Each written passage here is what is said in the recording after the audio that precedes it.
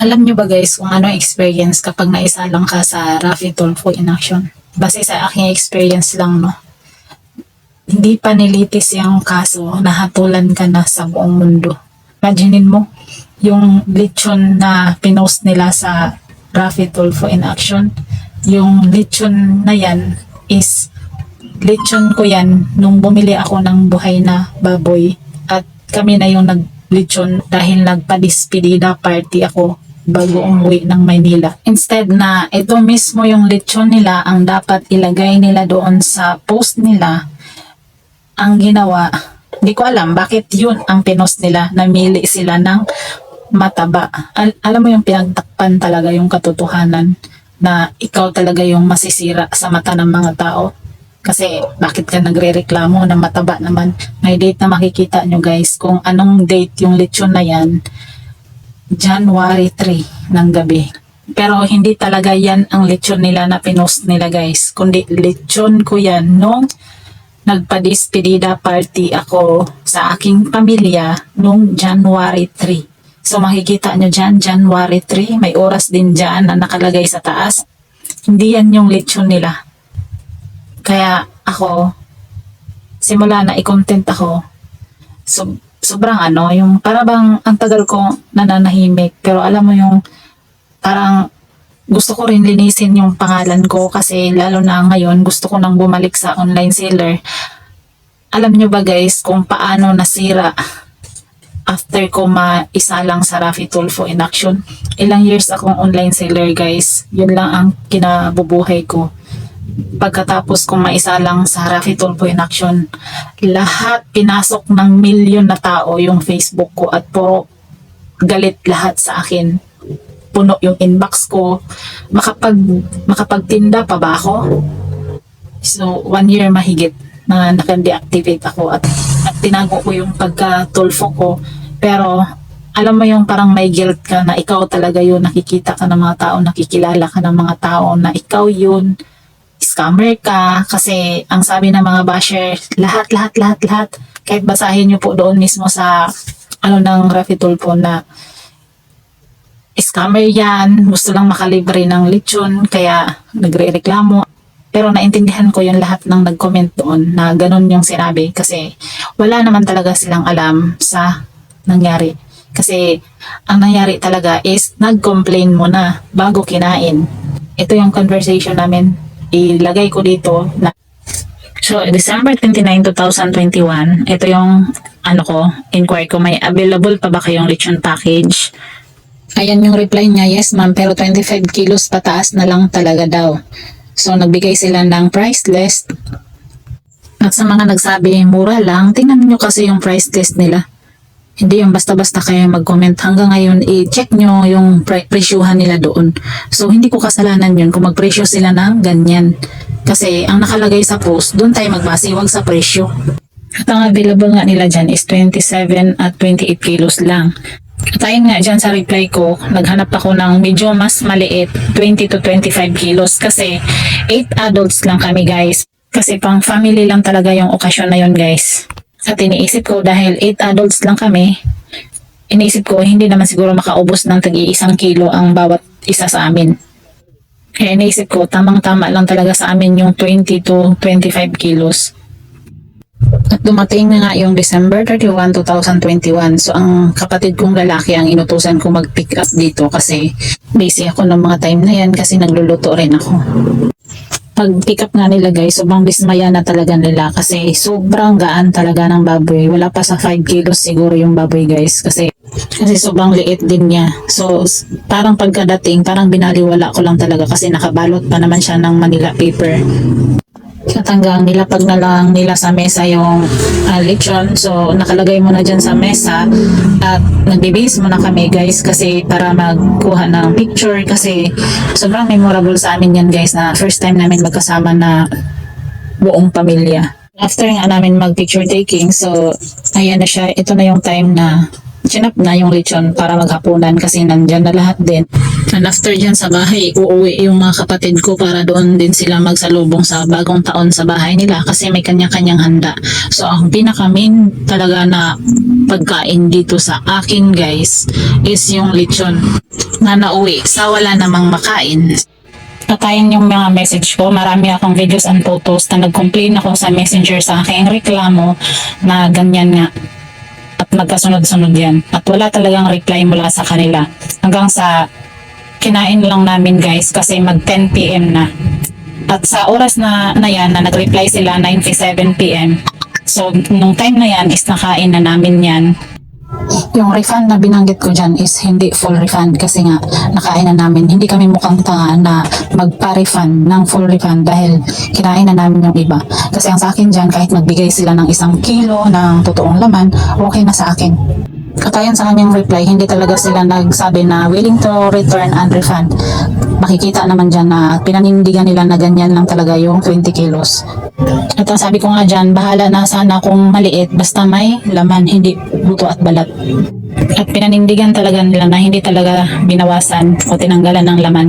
At ang sabi niya, may bago silang trabahante. At ayon sa message nila, talagang pinanindigan nila na ganyan lang talaga. Kaya ang sabi niya, kung may time ka ma'am, pwede ka pumunta dito habang nandito pa ang aming trabahante. So makikita nyo na nagreklamo muna ako bago kami kumain. At makikita nyo sa conversation namin na pinapapunta nila kami para magreklamo para daw masolve yung problema. Hindi kami yung nag-usa na pumunta doon para ibalik yung lechon at namimilit ng refund. Ang hinihintay namin yung desisyon nila kung willing ba silang i-return, kasi kung nagsabi sila na willing silang mag-refund kapag i-return, dinala na sana namin yung natira na ulo guys. Hindi ako namimilit na magpa-refund kasi una, sila yung nagpapunta sa amin dun sa kanila kahit 10 oras na ng gabi. So dumating kami sa kanila 10:24 PM. So yung bahay nila is distansya sa highway guys, papasok. So malayo sa sasakyan. So ang totoong nangyari, wala silang konsyensya kasi nagpapunta sila ng tao. Tapos pagdating doon, walang pag-uusap na naganap para ayusin, kundi ang pagdating namin doon, ang sabi nila, ma'am, ganyan lang po talaga yung baboy na 20 kilos walang laman. Wala silang sinabi na kung dinala nyo yan ma'am, willing kaming mag-refund. Wala silang sinabi nung nandun pa kami. Kaya ang sinabi ko, ay ganun po ba? Wala po ba talagang refund yun? So yung refund na sinasabi ko, hindi yung refund na full refund kasi hindi nga namin dinala eh. At hindi ako namimilit na i-refund doon nung pagpunta namin. So naghintay kami sa kanila kung anong desisyon nila bago namin gawin. So towards lang yung palitan namin doon ng salita. Una, pagdating namin, sabi nila, ganun lang talaga yan ma'am, walang laman. Ang sagot ko, ay ganun po ba? Wala po ba talagang refund yun? Then, tumalikod na kami para umuwi. Seconds lang guys. So pagdating ko sa bahay, makita nyo yung oras na yan. Pagdating ko sa bahay, 10:37 PM. So 13 minutes lang nakauwi kami ng bahay. Nag-message ako kasi parang wala silang konsensya na 10:37 PM nakauwi kami ng bahay at ang message ulit ako kasi parang wala talaga silang konsensya kasi pinapapunta nila kami sa wala, kahit man lang magbigay ng pakonsuelo na para hindi mag-feedback ng di maganda. Kasi yung iba talagang mga nagbibenta ng pagkain guys, kapag may reklamo hinihilot nila, pero yung ginawa nila parang pinaglaruan nila yung customer. 11:38 PM, makikita nyo yung oras dyan na 1 oras din sila nag-reply. At dito ko palang nabasa na sinabi nilang willing sila mag-refund. Pero nung nag-umpisa yung conversation, wala kang mababasa ng ganyan at hanggang pumunta kami doon sa kanila, wala silang sinabi na if ni-return, willing silang mag-refund. Kaya nga nag-message ako na parang walang konsensya sila. So December 31, 2021, tinanggap ko na yon na ayaw nila ng return at ayaw nila ng refund. Kaya January 1 ng umaga, mga 7 AM, nag-post ako ng experience ko doon sa Sindanganon. At yung post na yun guys, hindi siya trending post kasi binura agad ng admin ng Sindanganon. At ayon doon sa post ko, nagsalaysay lang ako ng experience ko na may mga videos and photos sa kanilang lechon. At ayon doon sa post ko, kayo na lang humusga guys kung ganito ba talaga yung 20 kilos na lechon. At sa dami nang nag-comment doon, hindi talaga ganun yung 20 kilos. At doon na sila nagalit. Nag-post na sila ng kung ano-ano na ikakalinis ng negosyo nila. Na kunyari willing sila mag-refund. Pero hindi naman talaga sila willing nung mga time na hindi pa sila pinost. Ang ginawa nila nung na-post nila, saka pa nila sinabi na willing sila mag-refund. Pero tapos na guys, January 1 na yan. At kung siguro hindi binura agad ng admin ng Sindanganon yung post na yun, marami at maraming lalabas siguro na isa rin sa mga biktima. Kasi doon sa pinost ko, binura ka agad ng admin. Kaya isa lang yung nakapag-comment doon na isa rin sila sa nabiktima. At sa post ko, hindi pagpapahiya yun. Kasi totoo yun na sa kanila yun nanggaling yung lechon na yun. Nauna nga ako nag-post pero walang paninira sa tao ang ginagawa ko doon. Nagsasabi lang ako sa nabili namin na ganun. Hindi katulad sa kanila na mas madami pa silang paninira na ginawa. Pag na ignorante, bubo, hindi maka-afford ng malaking lechon, 8 unrefund, parang 8 run daw. So hindi sila tinakbuhan guys, kasi binayaran sila, hindi yung libre yung binigay na katulad ng sinabi nila na parang 8 run. Hindi na nga sila nakonsensya sa ginawa nila, pati yung gawa nilang lechon, hindi yun ang ginamit nila para ipost sa YouTube ng Rafi Tulpo. Ang ginamit nilang picture is yung picture ng lechon ko na gawa namin. Ba't kinakaya nila yung produkto nila? Siyempre tawang-tawa sila lang nakita nila na naisahan talaga nila, kasi kahit na picture na ginamit nila na hindi naman talaga yun ang sa kanila. So imagine nyo guys, pinadalhan daw ako ng sumon, pinadalhan talaga ako ng sumon, pumunta sila ng barangay at tinakasan ko daw sila.